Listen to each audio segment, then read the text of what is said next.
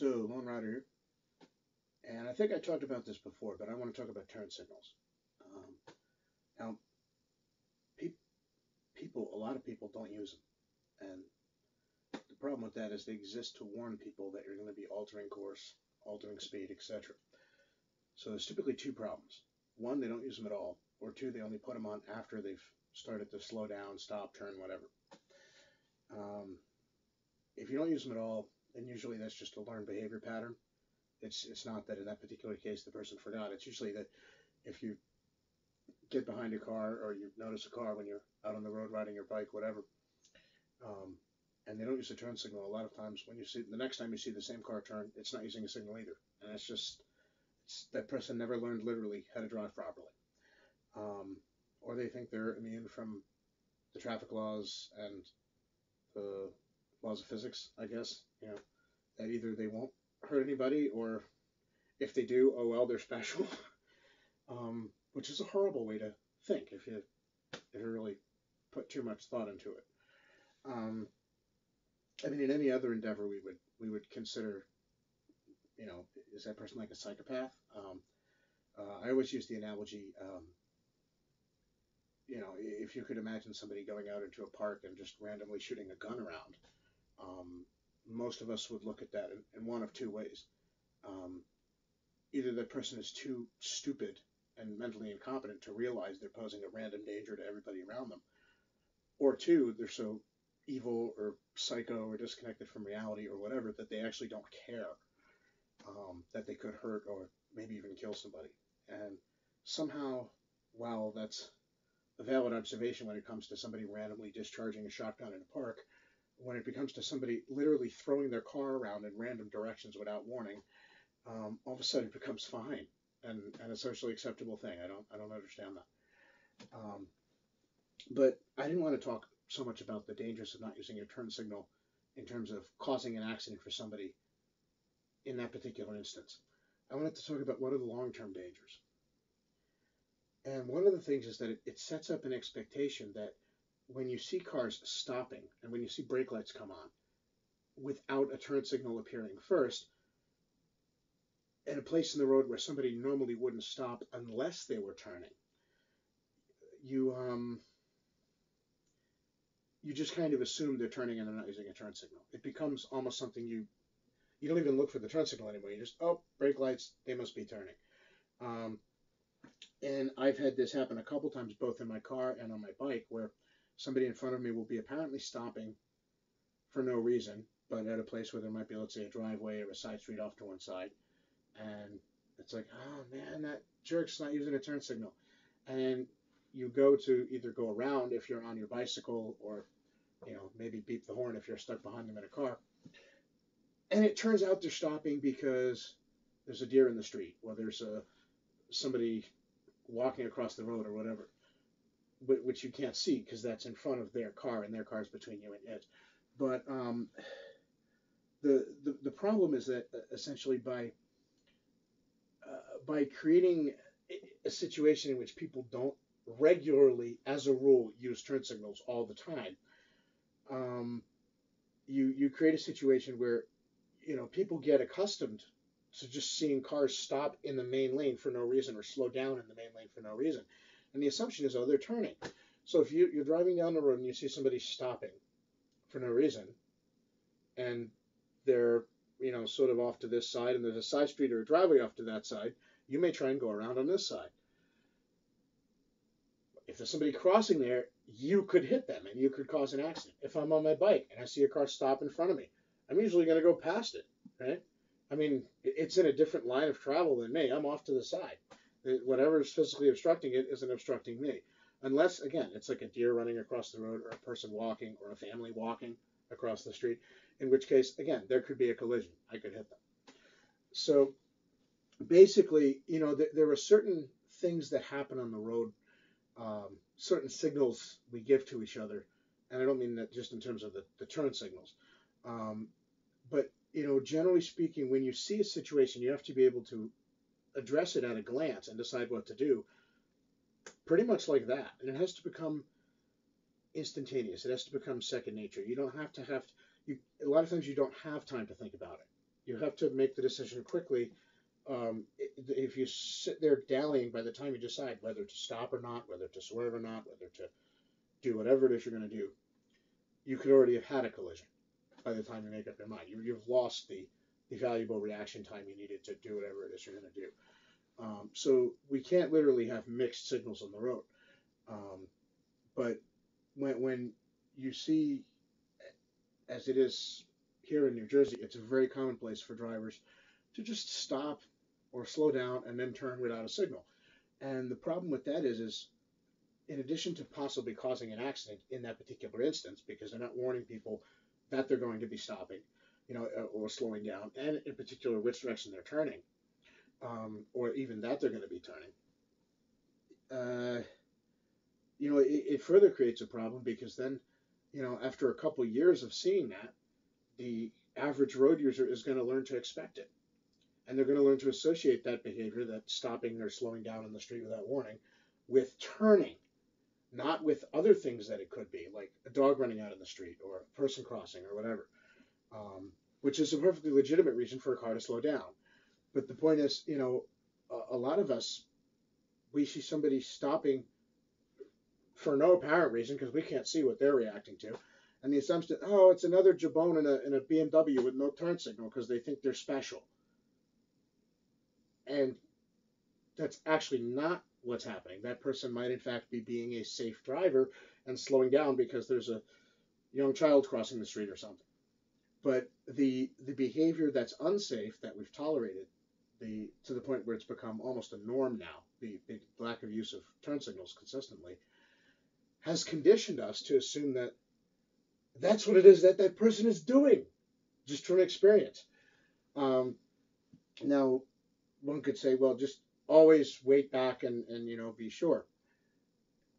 Yes, that's certainly an option, and ideally that's what you would do if there was any doubt. But the point is that if you've been on the road and you've experienced 5 people, one after the other, that haven't used turn signals, and then you see the 6th, why are you going to think it's any different? Unless you can particularly see that he's reacting to something like a bear lumbering across the road or whatever. So, we really need to do a better job of enforcing. Police need to pull people over if they're not using turn signals. They need to cite them for it. People need to be reminded. You see somebody who's not using a turn signal, beep at them. If they get pissed, well, you know what? You're driving like a dumbass. You should expect people to be pissed at you. All right. Or to warn you, or to, if I saw somebody driving down the street with their lights off at night, I'd probably beep at them or flash my lights. I would do the same thing if I saw somebody making turns without a signal for the same reason. It's like, hey, just to draw your attention, you're not doing it the way you should. And it's not so much that I really care about them. I don't give 2 hoots about that person, beyond the fact, that they're a fellow human being. I don't know them. I don't really care all that much about them. But I don't want them to cause an accident or an injury for me or for anybody in the vicinity. And worse, like I said, is long term, what this does is it changes what the perception is of a given situation as a category of situation that you encounter on the road, to the point where you're liable to think it's just somebody not doing what they should be, i.e. using a turn signal, but it may in fact be somebody doing exactly what they should be, like stopping for a pedestrian who's crossing the street. Now, one of the ways to avoid this misperception is obviously to enforce the use of turn signals, but another one, again, if pedestrians crossed, for example, where there were crosswalks, that the driver might not be able to see in front of the car if there's a pedestrian there, but he could see the crosswalk and maybe make the connection. However, I totally understand why a lot of times pedestrians will cross mid-block if there's no marked crosswalk there. I do that too sometimes. The difference is I don't do it when cars are coming, right? When I cross mid-block is if I'm walking down the street and there's no traffic, and I look both ways, and I continue to look both ways while I'm crossing the street. And I usually, walk briskly. I don't sit there and dally. I'm not on my phone. I'm not, doing whatever. So, now this may not have been the pedestrian's fault. He may have just been standing there, and in the one example where I saw where the person, I thought they were just not using a turn signal, and they're stopping for a crossing pedestrian. which is what made me think of this. And then after I thought of it, I realized, oh, I've seen this a zillion times before, and I never really singled it out as a particular issue related to the fact that, um, the turn signal thing. But I did have, now that I think about it, I did actually have an experience in, I think it was when I was in college where that occurred. I remember was I on my bike or in my car? I'm trying to remember. I think it may have been my mountain bike. Yeah, because I remember it was a very narrow street and it was only one lane, so I wouldn't have been able to try and go past on my car. I was I was going. I don't remember where I was. It wasn't near a school, but there was a crosswalk with kids. However, I couldn't see the kids because there was a big car in front of me, and it was a Y intersection where a street just peeled off to the left, and the car stopped. So I go around it on the right where I'm riding anyway because I'm on my bicycle, and I thought he was just stopping to wait for oncoming traffic so he could make that turn onto the side street, from the Y intersection where it peeled off. Turned out he was stopping because there were kids crossing the street, and there was this policeman with a crossing guard shirt on who hollered at me. And I remember afterwards I stopped and I went back and I apologized to him and I said, look, man, I didn't, you know, if I had even had a thought in my head that there might have been kids there, I wouldn't have blown past. I went past because I've seen guys at this street a zillion times stop to make that turn without signals, and I had no reason to think it would be anything different. Obviously, if I thought the person was going to the right, there was nothing for him to turn into on the right except for residential drivers. But if I thought he was going to the right, I wouldn't have passed his car on the right. I would have moved over and gone around on the left, swung wide. And obviously, if I had thought there were kids crossing in front, I would have slowed down or stopped. But the point is that I had no reason to think that. It's a Y intersection. I've seen people at that Y intersection always stop to make turns with no signals. I mean, that you see another one do it, and it's like the 156th one. It's like, okay, it's just another jabal. Um, and the guy kind of understood, so that was the end. But God, I haven't thought of that incident in years. But it was one of those things that you think back and you're like, I've been seeing this for literally decades. I mean, I was like what 19 at the time, 18, something like that. It was my first year or two of college. God, that was a long time ago. But yeah, we need to do a better job of enforcing the use of turn signals, not only to prevent accidents in the moment where the turn signal is not used and they turn or slow down or whatever without warning, but because long term, what that does is it basically conditions people to not even look for the turn signal. You see somebody stop and it's like, oh, it's just some other jabal that's not using a turn signal when it may be something else. Um, so we really need to consider not only the danger that it poses at the time, but also the danger it poses to future road interactions and to the way people see things and make snap judgments on the road. And they are going to be snap judgments. You're coming up to a vehicle on a road. Say instead of on my bike, I was in my car. I mean, on my bike, I think I was doing about 20 when the car stopped. But I remember that road has a 40-mile-an-hour speed limit. So okay, let's say, or it did then. I don't know what the speed limit is now. They may have changed it. But let's say you're in your car and you're doing 40 miles an hour, and there's a car in front of you and it's also doing 40 miles an hour, and it starts to slow down. Now you have to decide very quickly what to do. Is there room to pass safely? Is it legal to pass safely? If so, are there two lanes? Is there a lane to pass them on the right, or do you have to pass them on the left? Can you pass them on the left, or is it a double yellow line, etc.? And you have to react like that. And frankly, same thing on my bike. I mean, if I'm on my bike, yeah, I'm only going half the speed of the car if the speed limit's 40 and I'm doing 20. But the point is, once the car starts to slow down and comes to a stop, I'm approaching it at 20 miles an hour, which is still not all that slow in the general scheme of things. And you have to react. You have to decide what to do. And so, if you're an experienced road user, whether an experienced driver, an experienced cyclist, whichever, you think about these things. You categorize these things. I know the word profile is kind of a dirty word because of the whole racial profiling thing, but I profile. I literally profile drivers. If I see somebody not use a turn signal once, I assume they're not going to do it again. If I see a vehicle that's larger than a standard mid-sized sedan, like an SUV or a minivan or something, they usually hold more people.